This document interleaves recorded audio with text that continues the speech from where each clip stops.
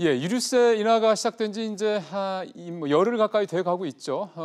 실제 기름값이 좀 얼마나 떨어졌는지 효과도 좀 알아보고요. 뭐 여러분들 지난번에도 말씀드린 것처럼 국제유가가 좀 갑자기 크게 떨어지고 있기 때문에 이 부분에 대한 향후 전망 또 우리 시장 영향 살펴보도록 하겠습니다.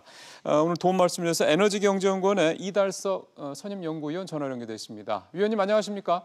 네, 안녕하십니까? 얼마 전에 조사가 나온 거 보니까 유류세 인하 일주일을 가지고 이제 조사를 했던 모양인데 그렇게 아직은 유류세 인하를 반영한 기름값을 공개한 그렇게 내건 그런 주유소들이 그렇게 많지 않다 이런 얘기가 나오던데 왜 그런가요? 전국적으로 지금 수송용 석유 제품 가격이 하락세를 보이고 있습니다. 유류세 인하가 지난 11월 6일자로 인하됐고요. 예. 유류세 인하로 리터당 가격 인하 요인이 휘발유가 123원, 경유는 87원, LPG는 30원이었습니다. 그런데 어제 전국 평균 휘발유 가격이 리터당 1,570원으로 그렇게 조사돼서 유류세 인하 하루 전날인 11월 5일 가격인 1,690원에 비해서는 120원 정도 인하됐습니다. 그러면은 그렇게 따진다 그러면은 그 조사가 좀 잘못됐나 보네요. 지금 말씀한 대로라면 평균 가격은 유류세 인하분을 거의 다 반영하고 있다고 봐도 되는 거 아닙니까? 그렇습니다. 이것만 보면은 유류세 인하분은 가격에 거의 반영됐다고 볼 수 있습니다. 그런데 유류세 인하 이전에 이미 국제유가 하락에 따른 인하 요인이 발생했기 때문에 그 부분은 현재 가격에 전혀 반영되지 않은 상태라고 보시면 돼요. 그렇군요. 그러니까 지금 가격은 유류세 인하 전 가격과 비교했을 때 유류세 인하된 만큼만 좀 반영이 된 거고 국제유가 인하분은 반영이 안 된 거다. 그렇습니다. 지금 혼재해서 유류세 인하분과 국제유가 하락분이 혼재해서 가격이 인하되고 있습니다만 그것을 구분해서 본다면 그렇다는 것입니다. 그러면 지금 위원님이 그 말씀을 하셨으니까 궁금해지는 게 그러면 국제유가 그 인하분만큼 기름값이 더 내려가려면 뭐 혹시 가능한지 모르겠습니다. 리터당 얼마 정도 가격이 더 내려가야 된다는 말씀이신가요? 물론 시차를 두고서 국제유가 하락분과 유류세 인하분이 반영이 되는데요. 대략 2주일 내지 3주일 정도의 기간이 소요가 됩니다. 예. 그런데 국제유가가 10월 초순 이후에 배럴당 20달러 정도 하락했고요. 유류세 인하가 10월 6일에 있었기 때문에 앞으로도 휘발유가를 기준으로 한다면은 3주 이내에 리터당 140원 정도의 추가 인하가 가능하다고 계산이 됩니다. 그러면은 지금보다도 기름값이 그 정도 더 떨어진다 그러면 상당히 좀 부담을 덜 할 수 있는 그런 상황이 되는 건데, 근데 사실 지금 위원님 말씀하신 그 얘기는 별로 안 나오던데요. 그건 왜 그럴까요?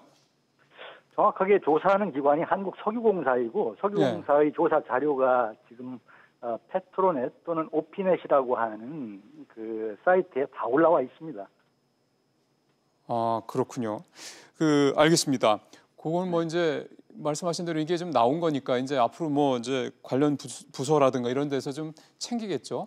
그다음에 하나만 더 좀 궁금한 게 말씀하신 대로 유가가 좀 계속 떨어지고 있는데 이렇게 되면은 이게 갑자기 다시 올라가거나 혹시 이러지 않을까 하는 걱정들을 좀 또 하게 돼서요. 이 유가 전망 어떻게 보십니까? 지금 세계 석유 수요가 여러 가지 요인으로 증가세가 둔화되고 있고요. 반면에 원유의 공급은 미국 셰일오일을 중심으로 해서 급속히 늘어나고 있습니다. 그래서 오펙이 러시아와 합의해서 추가로 감산만 하지 않는다면 당분간 유가는 안정세를 보일 것으로 예상됩니다. 근데 지금 오펙이라든가 사우디가 감산하려고 그러는 거를 트럼프 대통령이 뭐 결사적으로 반대하던데 그러면 이 오펙 산유국들의 이 감산은 좀 어렵다고 보세요? 현재로서는 가늠하기 어려운데요. 총회가 다음 달 12월 6일에 오스트리아에서 열립니다. 그런데 현재 사우디아라비아는 감산을 하겠다는 입장이기 때문에 러시아와 합의만 잘 된다면은 감산 합의를 할 수도 있겠습니다. 그래서 올 연말과 내년도 유가는 12월 6일에 열리는 오펙 총회의 결과가 큰 영향을 줄 것으로 예상됩니다. 그러면 위원님 말씀대로라면 12월 6일 날 만약에 사우디나 러시아가 손을 맞잡고 감산하자, 그래 합의가 되고 그래서 오펙 회원국들이 감산에 들어가게 된다 그러면 지금의 어쨌든 급락세는 분명히 브레이크가 걸릴 테고 그러면 다시 뭐 급등하거나 이런 식으로 방향을 틀 가능성이 높다는 말씀이신 거죠? 급등 가능성은 없고요. 만약에 감산 합의를 이룬다고 하면은 추가적인 하락을 막는 정도이기 때문에 유가 설사 감산 합의를 도출한다 하더라도 급등의 가능성은 없다고 보여집니다.